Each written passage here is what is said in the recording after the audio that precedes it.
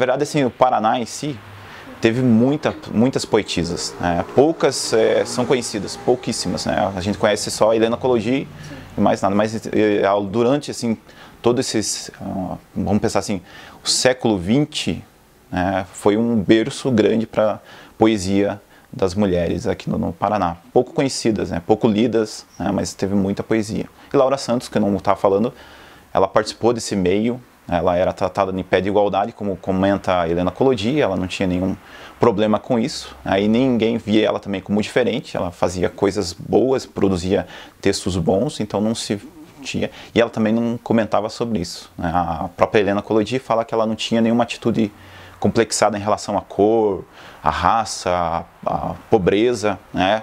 As dificuldades econômicas que muitos sugeriam que ela tivesse, né? Ela foi inspetora sanitária, ela visitava as casas, ensinava sobre higiene ao mesmo tempo, e não ganhava um salário tão suficiente para sobreviver. Recentemente eu acabei encontrando o registro de nascimento dela e o registro de óbito pela internet, para descobrir pelo menos quem que eram os pais da Laura Santos, né? E daí acabei descobrindo que o nome do pai dela era Manuel Gonçalves dos Santos e a mãe Antônia Regino da Costa. E eles tinham vindo de Paranaguá, já eram casados em Paranaguá e vieram para Curitiba. Aqui foi que nasceu a Laura Santos, em 1919. E ele batizou ela, primeiramente, como Laura Brasil dos Santos. E daí eu fui pesquisar, eu queria encontrar algum autor desconhecido e acabei encontrando a Laura Santos. Como por acaso, eu descobri que tinha poucos no Paraná. Como havia pouca população negra já na época da escravidão, consequentemente também havia pouco pós-escravidão, pós-abolição da escravatura. Daí acabei encontrando a Laura Santos e fiquei deslumbrado com a qualidade de poesia dela, né? Fiquei mais deslumbrado pelo que ela produziu do que porque ela ser negra, em certo sentido. Eu sou sobrinho mais velho da Laura Santos, filho da irmã dela, Luci Benedita Gonçalves dos Santos, e convivi com ela porque houve uma ruptura antecipada com o falecimento dos pais dela, e a Laura Santos ficou encarregada de administrar todos os filhos, que era Laura, Laureana, Luci, Lenira e Lorival. E ela ficou encarregada por causa que ela era de 17 anos quando aconteceu o desaparecimento dos pais. Os dois morreram em 6 meses de convivência. E a Laura, devido à convivência dela com o poetista Maria Nicolas, com a família do psiquiatra Paulo de Tarso Monte Serrat, houve influência deles para que ela estudasse.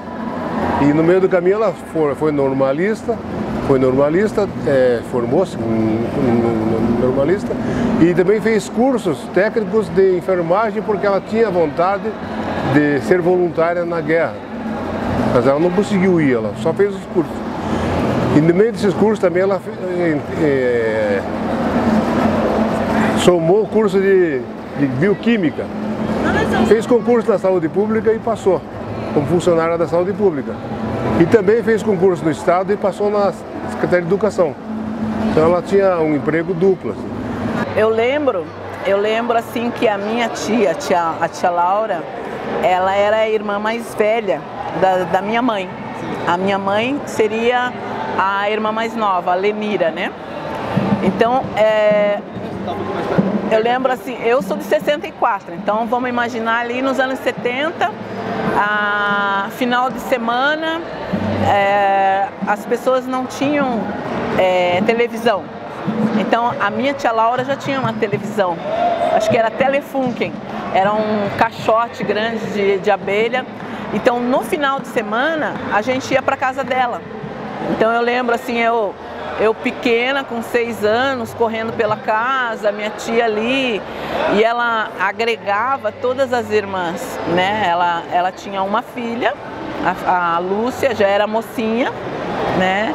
Então a minha visão é diferente do meu primo, porque nós temos aí uma diferença de 10, 12 anos. Então ele já era um moço, eu era ainda uma criança, né? Então, o que eu posso lembrar também, ela era muito meiga. Ela era uma pessoa meiga, rígida. Ela gostava, ela incentivava, sempre incentivou todos a estudar. É como se fosse assim, uma missão de vida. Na convivência diária, ela era muito tímida, muito fechada. Ria pouco, ela estava sempre preocupada.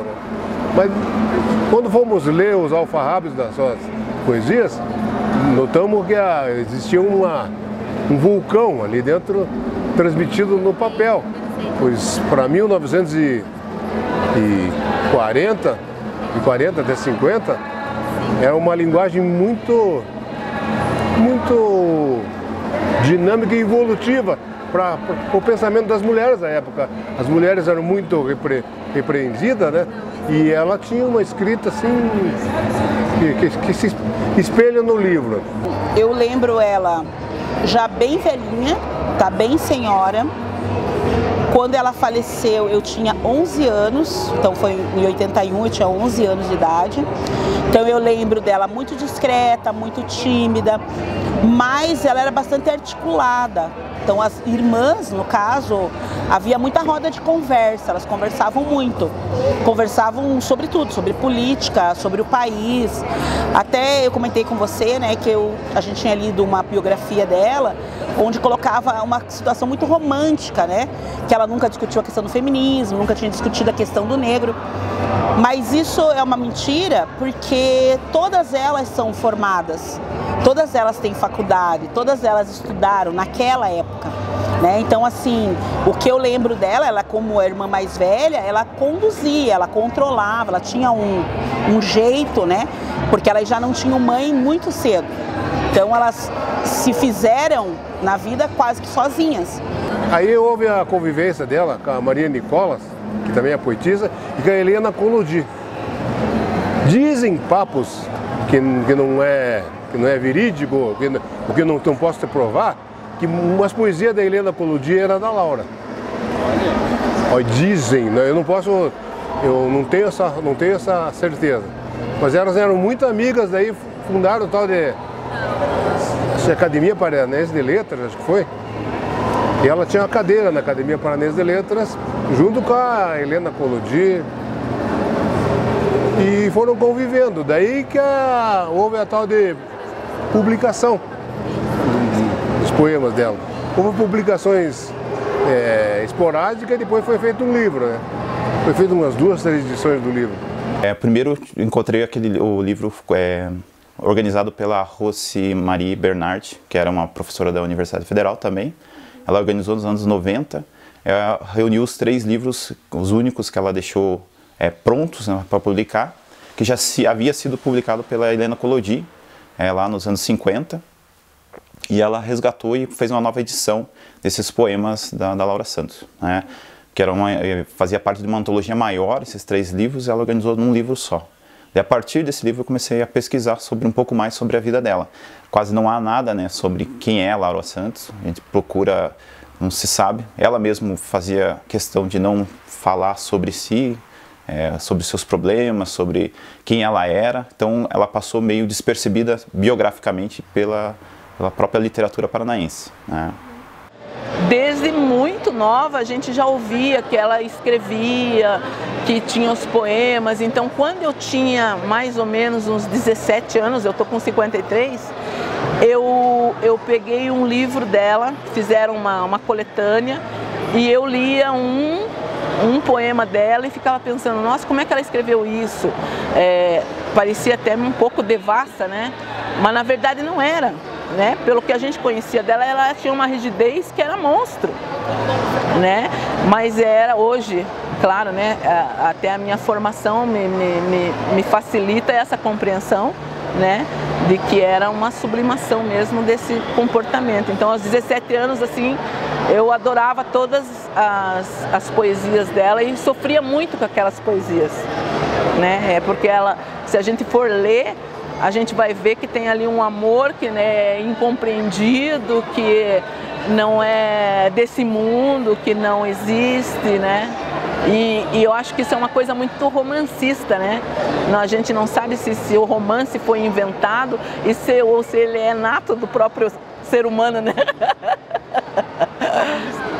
Ainda hoje não se desconstruiu um monte de coisa. Veja que a gente é obra do patriarcado, né?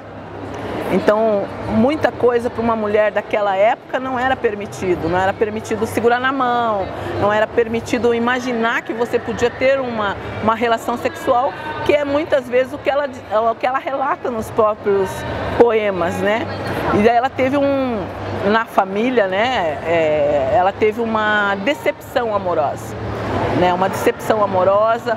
A minha mãe falava muito assim, ela gostou muito de um pintor. Existia um sentimento, um murmurinho, assim, como criança, que as paixões dela eram arrebatadoras e impossíveis de alcançar. Existia um burburinho, não tenho certeza. E houve também uma conversa que ela teve uma gravidez e não obteve êxito. Outra coisa que ela gostaria muito era de ter filhos, tanto que ela tem uma filha do coração, que sempre foi a nossa prima, né? Mas que era uma condição que ela numa gravidez, a gravidez não foi até o final, e daí tinha uma criança que precisava ser adotada, e naquela época se fazia a adoção às brasileiras, ainda se faz, né? Mas não se comenta mais, né? O desejo é a coisa que mais se expressa. Então, o dia, como se pesquisa ela, você começa a encontrar alguns temas comuns, como o desejo, o erotismo, que é muito forte, né, na obra dela. É uma poetisa que tem versos eróticos, né, aqui no Paraná, que dificilmente se vai encontrar. Nem na Helena Collodi não encontra esses requisitos de erotismo. Você encontra uma senhora produzindo versos de poesia do cotidiano, mas a Laura Santos em si, ela tinha esse desejo carnal muito forte, ela expressava sobre isso, expressava sobre seus desesperos, seu desejo de encontrar o amado, a desilusão amorosa, né, que é muito forte também nela. Então ela tem vários temas intricados dentro da própria poesia dela. Quando, envolto em penumbra, a meditar me ponho, na doce exaltação deste exaltado sonho, na esplêndida mudez desta noite sem lume, principio a sentir em tudo teu perfume. Levemente ao redor do meu leito flutuas, sinto em meus seios nus as tuas faces nuas, e o teu vulto sutil, subjetivamente, em insano prazer, em volúpia fremente, como serpe voraz se enrola no meu ser. E quando eu volto, de repente, à fria realidade, compreendo que é a saudade que me fez te sentir, que me fez te gozar. E, nesta noite fria, eu encontro somente a triste solidão da minha alma vazia. Poemas da Noite, primeiro poema. Laura Santos.